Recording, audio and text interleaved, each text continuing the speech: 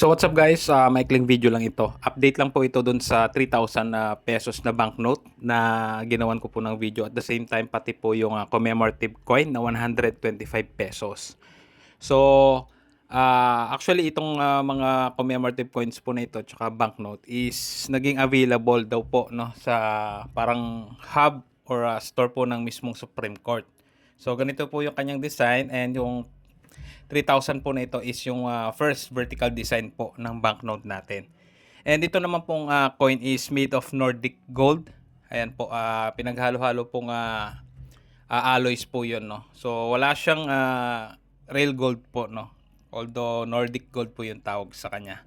So ngayon guys, ganyan yung packaging niya. Tapos dahil naging available ito sa hub or parang store ng Supreme Court, ngayon nag-announce po yung BSP na magkakaroon po sila or magbebenta po sila nito sa kanilang online store.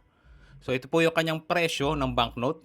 Hindi ko lang alam guys kung anong kasama nito or kung paano po yung kanyang packaging. Kung meron po itong certificate of authentication. So 3,600 po yan.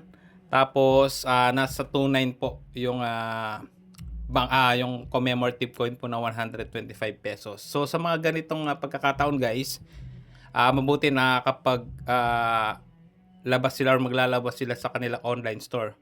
Before po kasi na-experience ko, dahil medyo parang hype yung mga ibang commemorative coins, is nakakabili tayo ng medyo mahal. So ngayon, medyo nag-antay tayo, baka nga magkaroon ng BSP online store. So ito na nga guys, nag-announce sila na magiging available ito sa July 30.